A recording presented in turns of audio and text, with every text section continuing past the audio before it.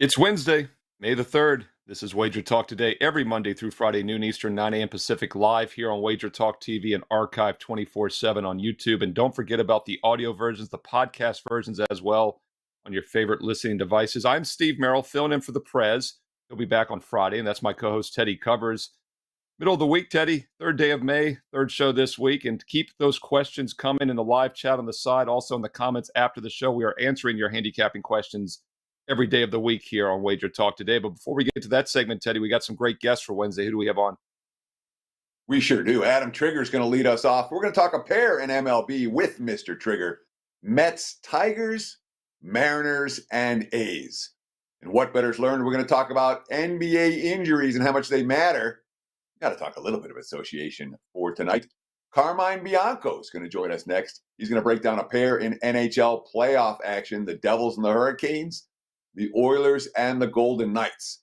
In the BS report, betting strategies, we're going to answer questions from Schmidt Happens and from Lawrence Brown.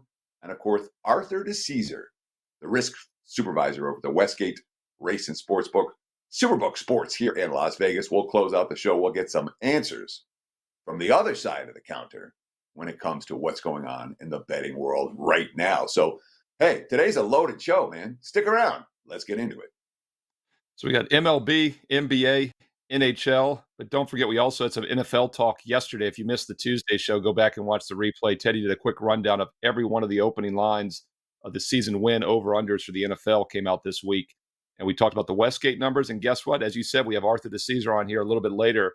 We'll ask him some NFL as well when we talk about him, about those numbers from the Westgate. But before we do so, let's start with MLB. Let's bring on Adam Trigger. Great all-around handicapper, including baseball. And Adam, let's jump right into it. We got a loaded show today. What's something you're looking at tonight in MLB? Well, Steve, I'm going to give you the one for today, this afternoon first, because it is a 4% play for me. And I want to make sure that, that we talk about this one because it goes in about an hour and a half. So I'm going to go to Detroit. First game of a doubleheader between the Tigers and the Mets. And I'm on the Tigers here plus the 1.5. So this isn't a scenario where I'm looking for value like across the doubleheader. And I just want to make that clear for my clients because I've done that at times where I said, okay, I'll play the Tigers here. I may come back with them in game 2. That's not going to be the case here. I don't want to go against Scherzer tonight.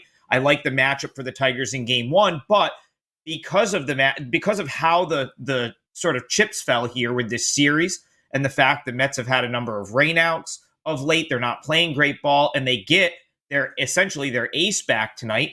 I think the day game for the Tigers is a favorable spot and matchup, and so I'm going to look for the Tigers against the run line in game 1. So the Mets, I came on first pitch, and maybe even this show about a week and a half ago, pointed out that the Mets were 8-1 on an 8-1 run with about 80% of their starting rotation either suspended on the DL, haven't made a start yet this season, and said that there was no way that could last.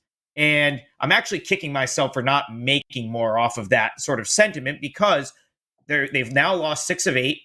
And those starting pitchers that I pointed out being an issue have gone 0-5 with a 7.57 ERA across those 8 games. So the sort of the 4A pitching staff, if you will, has been an issue for the Mets. And you have another one of those on the mound today, Joey Lucchesi. He's a guy that was up here in Syracuse at AAA to start the season, kind of in the rotation out of necessity.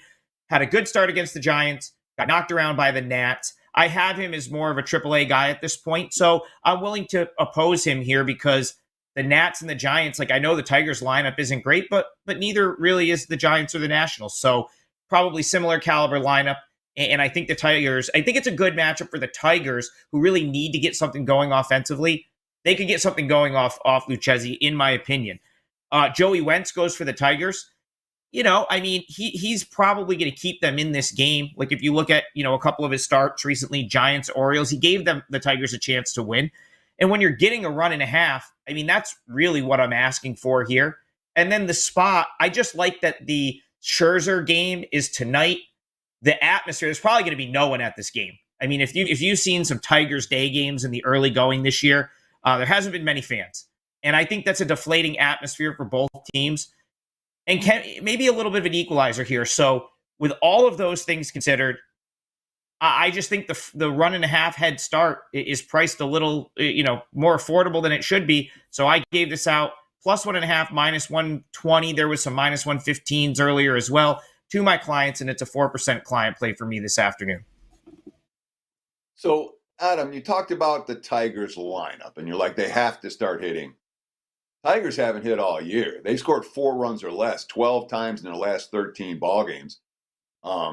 Do we trust Detroit to actually put some crooked numbers on the scoreboard today? Because they haven't hit anybody all year. So, Teddy, I mean, I guess the way I look at it, I trust that they can hit a guy that should be in AAA. That's kind of the way I'm looking at it. I don't think Lucchesi's stuff is good enough to shut down even a lineup like the Tigers. I know he had a good outing against the Giants. That's a team that he's faced a million times. He was in the NL West for a long portion of his career. I feel like he just had a really good game plan, and it worked out. But the Nationals, who are arguably a worse offense than the Tigers, knocked him around. And it's just, this is, in my opinion, it's a step down from some of the arms the Tigers have seen of late. So if there was a spot where they were going to get a little bit going, I think it could be here. And I don't also think that they might not need a ton of offense to stay within 1 run in this game. Wentz has a 1.34 whip. Like, he can keep them in this game. So maybe it is like a 3-2 final. But I also wouldn't be surprised if the Tigers did get the bats going today, because in my opinion, they're facing a guy that could easily be, at the AAA level right now and is really in the big leagues out of necessity. Yeah, Lucchesi's a really interesting guy to talk about. He struggled, like you said, for several seasons, mid 4.5 ERA. And then Marcus Stroman back in 2021 had him stop lifting his hand over his head, a timing mechanism like the old school windup. And his last 5 starts after that, 1.5 ERA, and then he blew out his arm, had Tommy John surgery, and didn't pitch until, like you said, this year. Looked fantastic against the Giants. And I actually recommend him as a free play on the MLB show against the Nationals. And like you said, Adam, he got lit up. So I think this is a really interesting game to keep an eye on. And like Teddy said, the Tiger offense has been bad, so maybe we can't read too much into it. But yeah, keep an eye on Lucchesi, because he's a guy that could be good but wasn't good. But then he made that change and had the surgery. So an interesting matchup there. And Adam Trigger says, take Johnny Detroit's Tiger against Teddy Cover's former New York Mets in the daytime game at 1:40 Eastern. I had some daytime action for the live viewers. Adam, what's something you're looking at on the nighttime card? Yeah, so the night game, this is not a client play, but really the only reason is, I typically just don't like to give out highly juiced plays as client plays. I like the Mariners tonight, and I actually think the line is short. I would have made this closer to minus 200, maybe minus 220. So I actually do think there's some value at minus 170 here. So I love this Mariners team. Came on WagerTalk programming before the season, took them to win the AL West, to win the, pretty much every which way in the American League. I thought they would be a contender in the American League this year, and had some tough luck out of the gate. Couple starting pitchers go down, bullpen guys get hurt, and it just, the Mariners just had a tough start to the season. I've been sort of waiting for like the buy sign, if you will, to jump back in with this team right around the time they start to get healthier, or guys like last night, if you caught this game later, Bryce Miller makes his debut and takes a no-hitter into like the 7th inning. He pitched fantastic, 10 strikeouts, no walks. So guys like that to emerge to sort of fill out the starting rotation. But the buy sign for me was Sunday against the Blue Jays. They come back in a game they had no business winning, find a way to win it in extra innings. Last night, down 1-0 in a game that was really a fantastic game pitched by both sides, both Millers, 2 young studs going in that game. They come back, win it 2-1. I think that's sort of the spark that this team needs. And now I think they can exploit some pretty favorable matchups against a bad A's team. Logan Gilbert makes the start for the Mariners here. He's a guy that I got, took somewhat of a bad beat with last week. Mariners blew a win for him. They had a lead, blew it late against Philly, but he also didn't pitch as good as I felt like he could have in that game. It was rainy, got delayed, pretty much rained the entire game. And he got pushed back because of some shoulder spasms. They gave him an extra day here. I'm just certain that if his shoulder wasn't good, there's no way they would run him out again in this spot, especially not after, inserting Miller and having him pitch the way they did. If there was any concern that the shoulder was a thing, they would skip him here. So the fact that he's going to start this game tells me he's probably fine. And Logan Gilbert at full strength is awesome. I mean, his secondary stuff, he gets a lot of swing and miss. He's a guy that I've liked since he was, in the minors and a rookie. And so if you're going to give me Gilbert against JP Sears, I'll take Gilbert all day. But what, having starting pitching does for the Mariners is it allows them to round out their bullpen that's been top 10 even with the injuries, and in my opinion is one of the top 5 units in this league when healthy. So I think the Mariners are going to get it going. I think that this was the spark that they needed. They might go on a little bit of a winning streak here, and I think they get it done tonight. A's are a bad baseball team. Mariners I think are going to start to get hot, and I think they win this game in Oakland tonight. So was it last week on the show you were telling me that Oakland was that they weren't one of the worst teams of all time, and I was trying to make the case that Oakland is one of the worst teams of all time. Have you changed your opinion about the A's given their continued struggles, or is this just Seattle's bet on right now? Let's ride them against this very bad Oakland team that may not be one of the worst of all times, but they're still bad enough to fade if we want to ride the Mariners. Talk to me about the A's. Well, Teddy, I hit a 5% play with the A's on Saturday, had them plus 1.5 against the Reds, a game they led virtually the entire game, gave it up in the 9th inning, but they lost 3-2, so the plus 1.5 was a winner. I don't think this A's team is the worst team ever, so I do think you're going to find some value on the A's in certain spots, but I'll just use that game as an example. Like the Reds coming into that game, I think they were 2-9 on the road this year. The Reds are not a great baseball team, in my opinion. Here, the Mariners are a team that I think if they play to potential can be in the mix, in the American League playoff race. If they can get in, if they round out to be the team that I thought they were going to be this year, this is a playoff team. They're the only team right now in Major League Baseball, Teddy, that has a plus run differential and a losing record. What that tells me is they're probably going to have a winning record at some point. It's just we're looking at a small sample size. April's a small sample. Major League Baseball is a six-month season, right? So April in the grand scheme of things is just 1 month. It's not the end of the world. And so here, I think the Mariners are a lot better than what they've shown so far. So this is just the Mariners being a superior team and in what I think is a good matchup for them. Yeah, Mariners' biggest problem this year, they're 3-9 against above 500 teams, but they're 10-7 against losing teams. And obviously the A's are the ultimate losing team. A's, by the way, have played 23 of their 30 games against winning teams this season. That's Adam Trigger, WagerTalk.com. It's Wednesday. It's hump day. What you got going on at WagerTalk for Wednesday? So I'll have some plays up shortly. I just gave you the only 4% play I've already posted. I gave it to you a minute ago. Tigers plus 1.5. Remember, that is game 1 of the doubleheader, 1:40 p.m. Eastern. It's a 4% play. But as always, the long-term subscriptions are the best. Last 365 days, I'm number 1 at WagerTalk in units gained, 183.3, win percentage, 56.5, and return on investment. So long-term, you can't go wrong. And they're always up on our page 24/7. So check it out. He covers Korean baseball as well, so don't forget, not just MLB, but Korean baseball also. Check out Adam Trigger at WagerTalk.com. All right, Teddy, that's some MLB talk. We got Carmine on deck in a little bit for some NHL talk, but let's split up here with some NBA talk. And I know you had a big best bet in game 1 on the 76ers without Embiid. Not only did they cover as a 9-10-point dog, but they won outright. We saw the Heat last night go from 5 to 6, all the way up to 10 without Jimmy Butler. They lose by exactly 6. They basically covered that number. We see it continue to happen. What's happened in the regular season, if you blindly play the shorthanded teams, you've made money. What are your thoughts here in the NBA playoffs? I thought this was done now that we're in the postseason, but it keeps happening. It's like the regular season all over again. So we continue to see the betting markets not just overreact, crazy overreact to like every injury. It's like it feels like it's so knee-jerk and so ingrained in the bettors who move lines in the NBA that it's something that we have to take advantage of. You talked about Joel Embiid, all right? And Joel Embiid goes out, the money pours in on Boston, Philly wins straight up. You talked about Jimmy Butler, and last night, the opener, and it was, there were 6s out there briefly. It was 6.5 was the opener, got bet down slightly and then immediately got bet up. The opener had the return of the return of Julius Randle and Jalen Brunson's expected to be playing. That opener had that factored in the mix. It wasn't like an opener that had, oh, we think something's going to happen that's not going to happen. The opener priced in the injuries, at least on the Knicks side.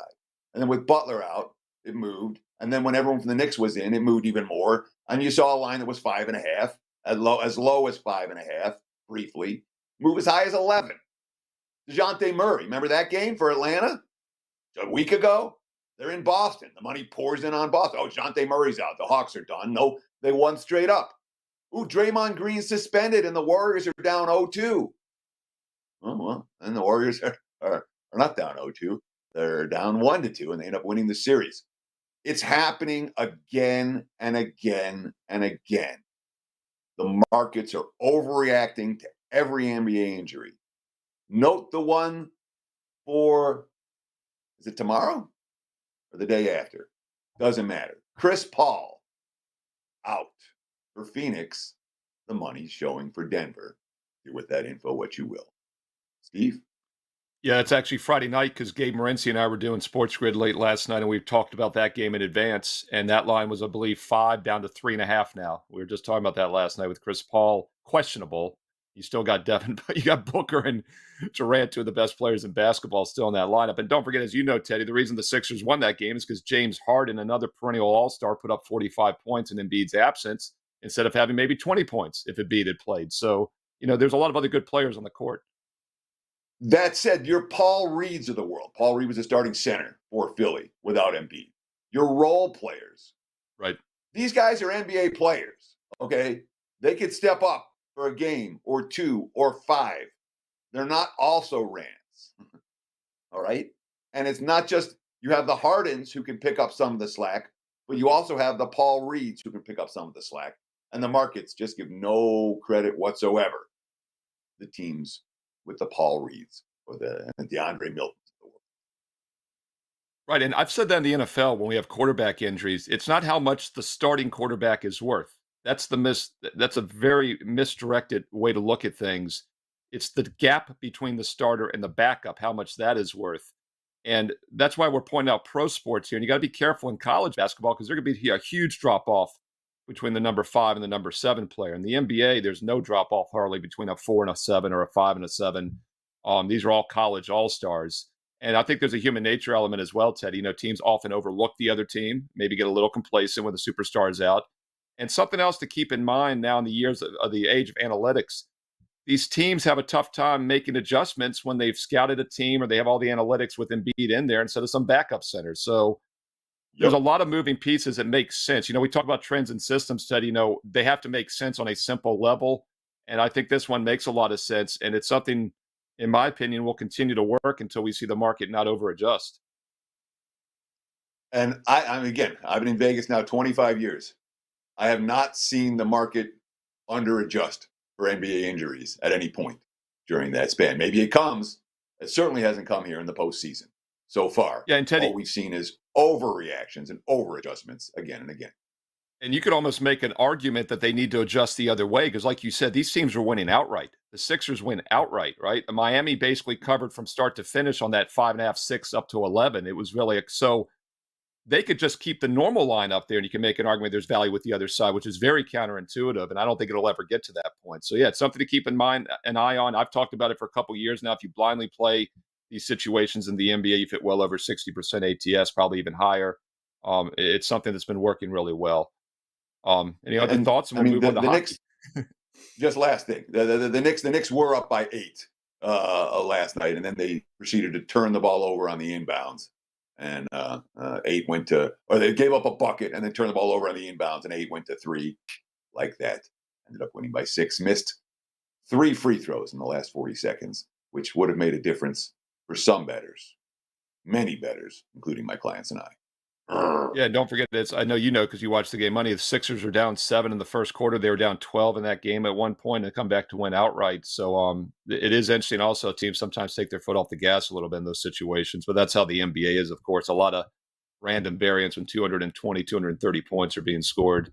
Let's turn our attention to hockey, though, a game that has much lower score margins. We talked about this yesterday with Andrew McGinnis. And by the way, if you missed the Tuesday show, It's archived 24/7 on WagerTalk TV on YouTube. Teddy talked NFL opening season win numbers. Andrew McGinnis did a deep dive in how he handicaps NHL, which is worth listening to as well. We're going to bring on another hockey expert now from WagerTalk.com as we once again have to talk hockey, have to have a Canadian since it's a Prez free zone. We bring on Carmine Bianco, our resident Canadian, for this show today. And Carmine, we got 2 NHL games. We had 2 game ones last night. We got 2 game ones now tonight. The NHL does it right. They don't have like game 2 like the NBA does before a team plays game 1 in their own conference. So the NHL is a little more organized. Let's look at both matchups tonight. We'll start with the early game, Devils at Hurricanes. What's your read on this one? Yeah, this is. I think this is going to be one of the better series, or one of the better defensive series. So it's you'll see where I'm going with this one.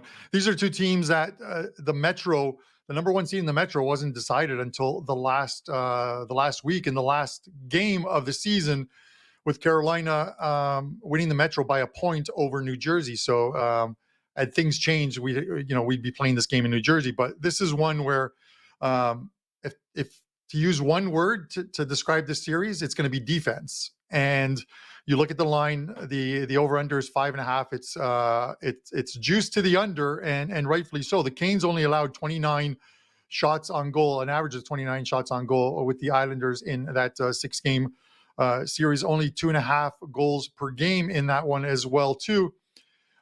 They played extremely well defensively, and they killed 94.4% of their penalty kills, or the penalties against them in that series, which is a remarkable number for this team. But they've done it all season long. What you see is what you get out of the Carolina Hurricanes. And now you look at the Devils. They lose the first 2 games by 5-1 scores at home, make a switch to Kira Schmid in goal, and they were a completely different team. They win 4 of the last 5 games. In the 4 wins, they allowed 2 goals on 113 shots on goal, a couple shutouts mixed in with and they just played so well in that series. And people are giving them a lot of respect in this series. They are actual favorites to win the series, even though they're underdogs in the first game of this series. They've got a lot more speed than the Carolina's last opponent, which was more of a structured New York Islanders team. So the keys to Carolina in this is the dump pucks, something that they're very good at. Dump pucks behind the defense, turn this into a 200-foot game where they've got to go up and down, clog the neutral zone. It's Carolina's style of play, and I think they match up extremely well with New Jersey. This is a series I think is going to go 6, maybe even 7 games. But unlike what has been the trend this year in the playoffs with road teams winning, and Ralph Michaels dropped this to me earlier today for Puck Time, road teams are 33-19 after last night's 2-0 sweep, 63.5%, and with an average line of plus 123 for an 11-unit gain. But with that said, I think we see a little return to home teams winning tonight, at least in this game. I'm going to take the Canes in this one, minus 120. I think they get it done and get off to a good start. They're a very good team in the playoffs at home. I think in the last couple of seasons, they've only lost 2 home games. One was in the last round, and one to the Rangers last year in Game 7. Carmine Bianco says, take a look at the Carolina Hurricanes short home chalk tonight against the New Jersey Devils. Let's talk about the nightcap in the NHL this evening. The Vegas Golden Knights. Well, speaking of teams that aren't getting a ton of respect at home, Edmonton, the series favorite. Edmonton, minus 115 here in Vegas tonight. Total 6.5 to the over. What do we do with this one, Carmine Bianco? Yeah, this is another one. These were the 2 best teams in the West. They were separated by 2 points. Vegas at 111 finishes top in the West. Edmonton finishes with 109, and unfortunately, they've got to play each other just because of the way the divisions are set up and the divisional playoffs are set up. So unfortunately, these 2 are facing each other in the divisional finals instead of the conference finals. But you look at it, and I get the respect that Edmonton is getting, because this is a different Edmonton team than the Edmonton team of last year that made it to the conference finals against the Colorado Avalanche. They're playing extremely well defensively. Their forwards are coming back and back checking. And thus far, their goaltending duo of Stuart Skinner and Jack Campbell have held up. Whether it does in this series, we'll need to see. They love to roll out 3 lines. So the keys to this game is, at least for the Vegas Golden Knights, is slowing down the Edmonton Oilers. I talked about the 200-foot game in the last one. Vegas is going to have to do this in this series and tonight, and that is get the puck behind the defenseman of the Edmonton Oilers, dump it in, get in there, forecheck, force Edmonton into a 200-foot game where they've got to go end to end to get their scoring chances.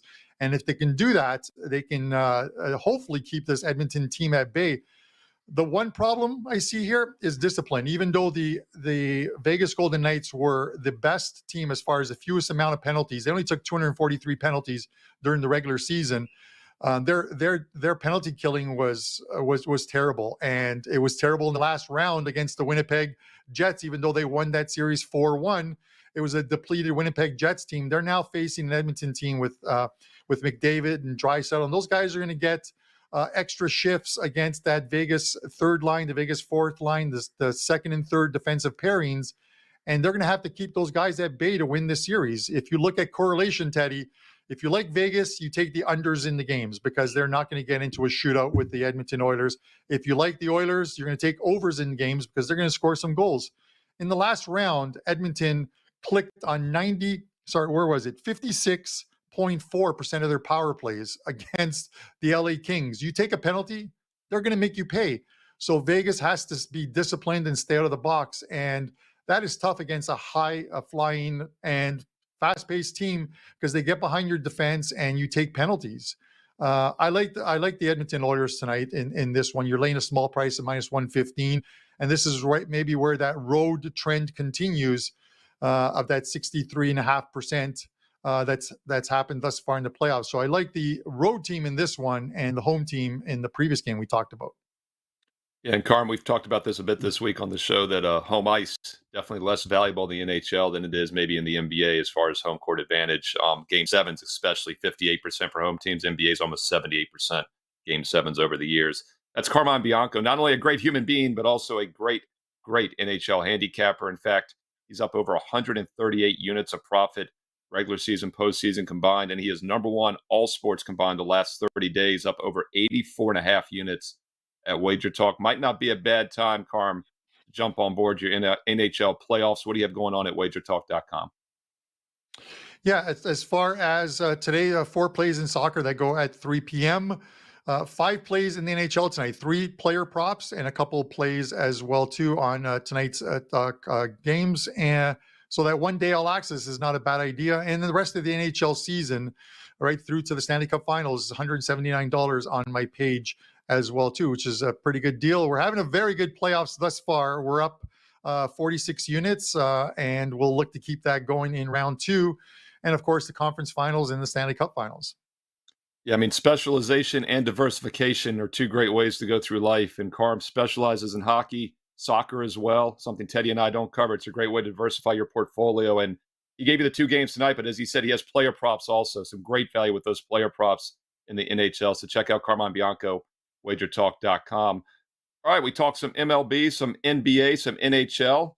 Going to take a quick commercial break, get to some viewer questions, and then Arthur DiCesare from the Westgate will be back in 30 seconds.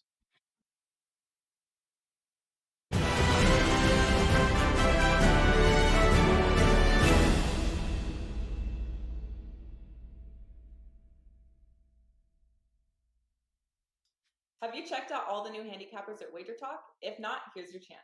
You can take 50% off your first daily or 3-day all-access purchase at WagerTalk using coupon code TRYWT. Our new roster of experts is 30 deep, covering sports from all around the world, giving you tons of options to choose from.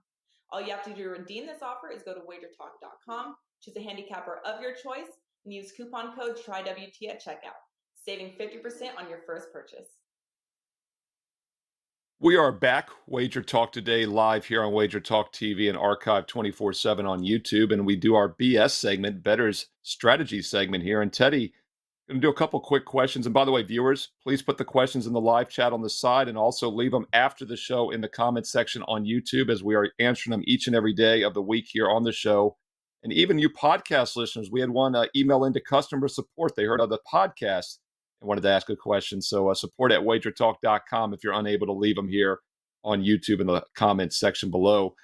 All right, Teddy, we're going to go. Schmidt happens. He asked this one last week, actually, and I think it kind of got lost in the shuffle, but he was kind enough to repost it in the comment section on YouTube yesterday on Tuesday. He wants to know the better times to take the +1.5 versus the straight up money line and maybe NHL MLB. When is it appropriate to bet the +1.5 NHL MLB instead of the plus money line price, such as an underdog? So we're talking about a plus money dog to win outright versus taking them +1.5 on the run line or puck line.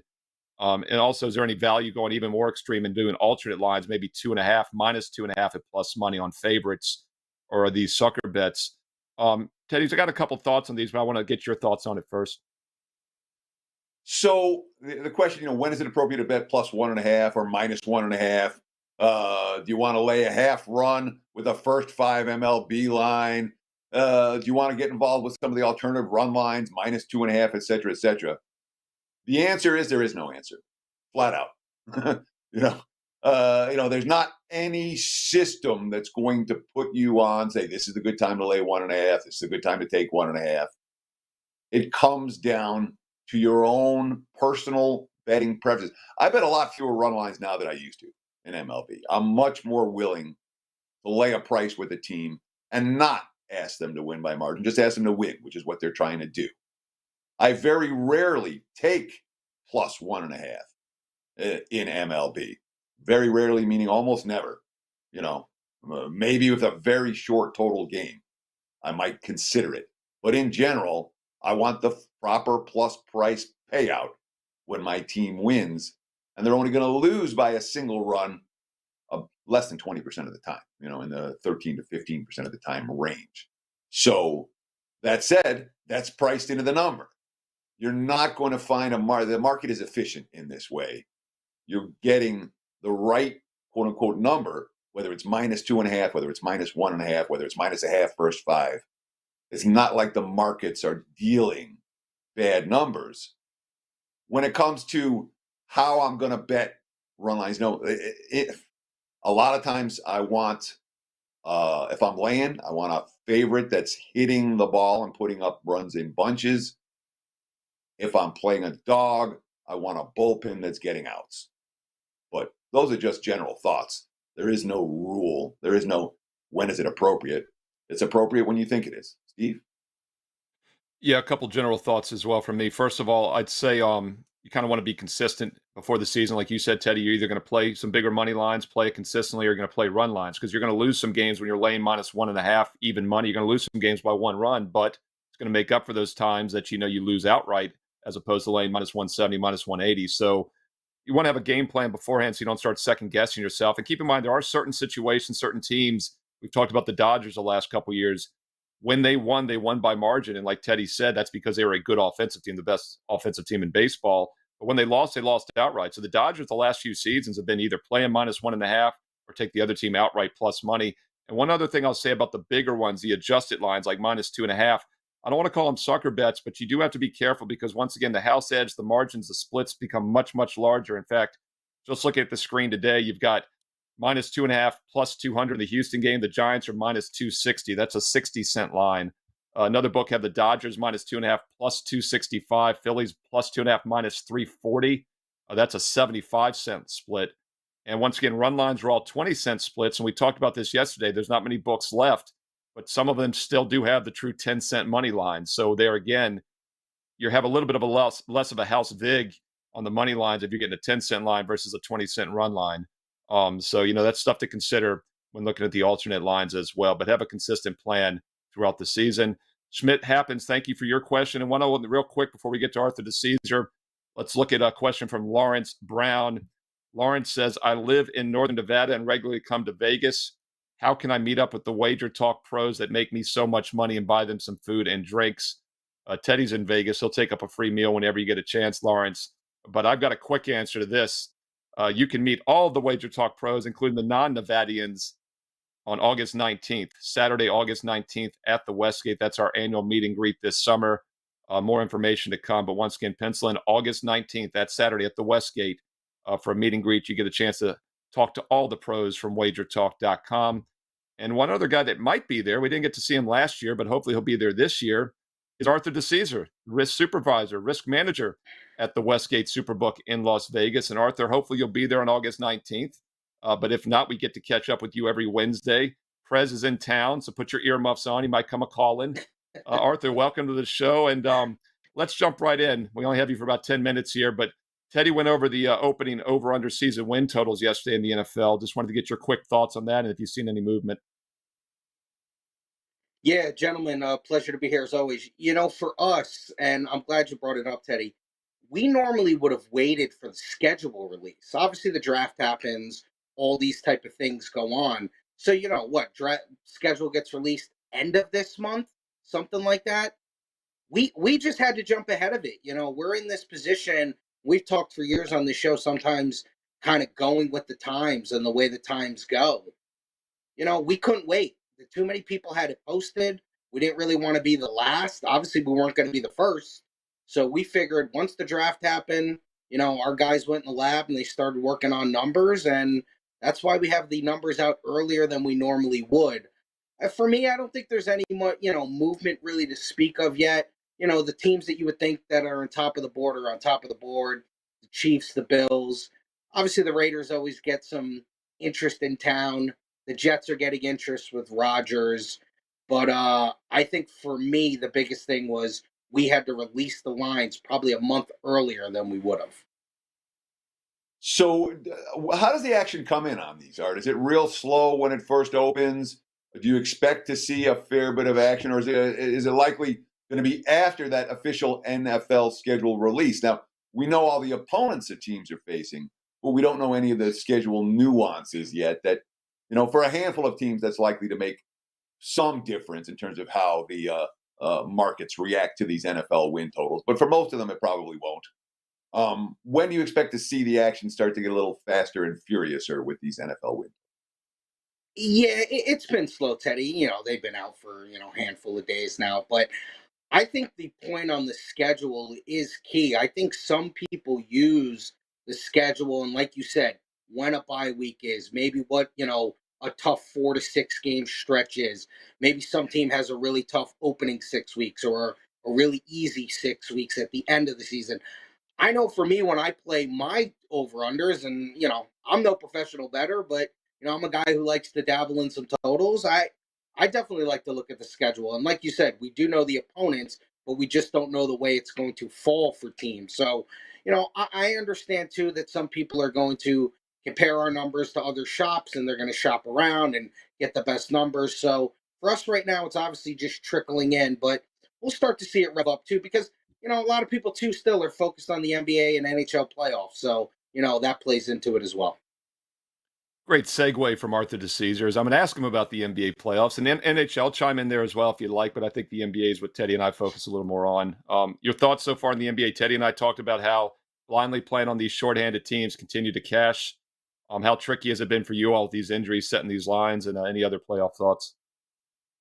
Yeah, it's been amazing. I mean, I know Teddy, ran down the list of just all these big names that are out. I mean, we're talking, all NBA players, not just, rotation players or role players. We're talking, MVP of the league being out. I mean, it's incredible to me, kind of what's happened. It's given a lot of people chances for middles in some spots. You had that with the Heat and Knicks yesterday. If you got the Knicks at, the opening number at 6, you pushed, and then you could have gotten the Heat. So, I mean, there's been a chance for those as well. Just looking at the game tonight, obviously Sixers at Boston, Philly with the 1-0 lead. We opened 9. It's now 7.5. Obviously, the Embiid news is going to help, the Sixer money come in. Total went down 1.5 from 218.5 to 217. I think eventually we'll see. And this is something I've noticed too in the playoffs. We've seen a lot where some of our big house players will come in and not feel like they're nervous to lay a money line in like a quote unquote must win. So you'll see a lot of Boston money line today. You'll see a lot of 5-figure bets come in just on Boston to win the game. So we'll have a lot of liability there. That usually is what happens in these type of games. Looking ahead to Friday, Lakers at Warriors. We opened at -5. It's now 5.5. A little bit of Golden State money, but nothing really to speak of. I know you guys touched on that Suns game. With they're probably better without Chris Paul, to be honest with you. I mean, Teddy, they probably are. And obviously the line went down, but this is going to be one of those things where it's a full game of 3.5, but a first half's 3. You're going to see a lot of Suns first half, Suns first quarter 2.5. The old team goes down 0-2, they come home, they play an inspired first half, first quarter. So we're always fighting against that as well. Sure. We're not supposed to let them know that the Suns are going to. I'll give Chris Paul credit. He's been great in the postseason. All right. Yeah. But there are certainly strong elements of the betting marketplace that continue to think that Chris Paul is bet on in May, when in his career, not so much at this stage of the campaign, especially now that he's reached the age of 38. Real quick, anything going on in the NHL for tonight? Where's the pro money coming? Where's the Joe money coming?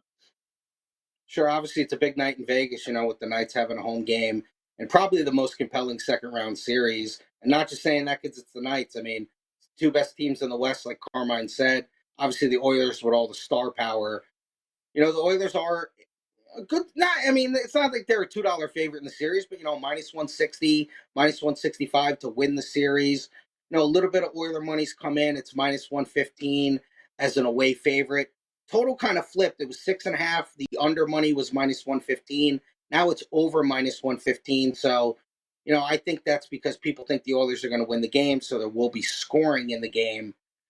And then the Canes, a little bit of money trickled in on them. We opened them basically minus 110, minus 112, now minus 120. A lot of under money. Was minus 30 to the under, now minus 40 to the under. No surprise there. Arthur DiCesare, risk management supervisor at the Westgate Race and Sportsbook at Superbook Sports here in Las Vegas. Are you taking some time off this summer?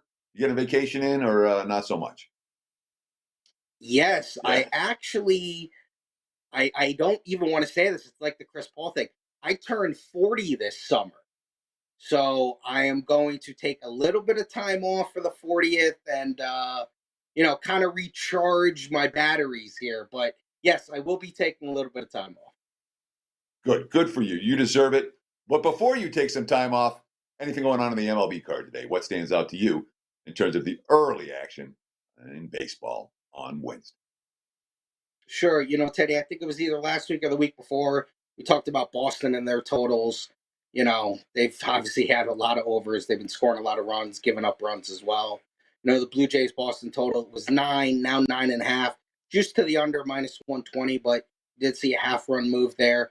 Interesting to me that the Yankees took money. I understand the Yankees always take money. It's just kind of the power of the Yankees, but we opened Cleveland as high as minus 145. It's now trickled down to minus 128, even with Bieber on the mound. So pretty interesting to see that. And Ohtani on the mound. And despite him being on the mound, you've seen some money come in on the Cardinals, even though the Cardinals have been awful. But usually Ohtani takes money when he pitches. So that's interesting to see him not taking money today. Arthur DiCesare, risk management supervisor at the Westgate. You can follow Art on Twitter at ArtDice21. He's a great follow on Twitter at ArtDice21. That's a great handle as well. And also at Superbook Sports.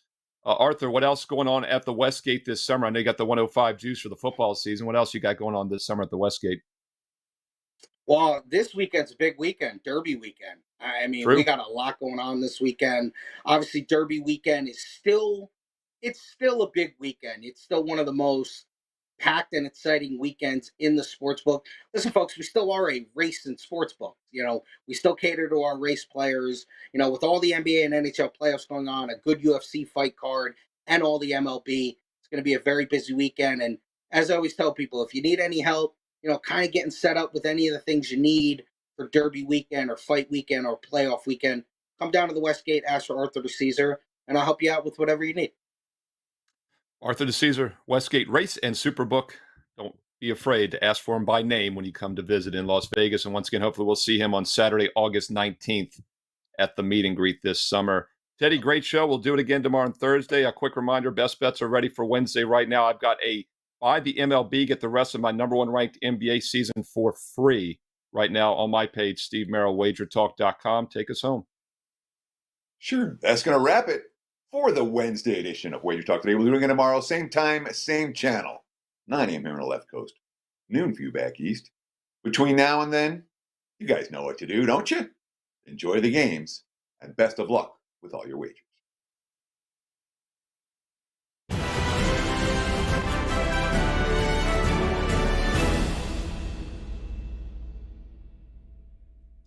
Have you checked out all the new handicappers at WagerTalk? If not, here's your chance. You can take 50% off your first daily or 3-day all-access purchase at WagerTalk using coupon code TRYWT. Our new roster of experts is 30 deep, covering sports from all around the world, giving you tons of options to choose from. All you have to do to redeem this offer is go to WagerTalk.com, choose a handicapper of your choice, and use coupon code TRYWT at checkout, saving 50% on your first purchase.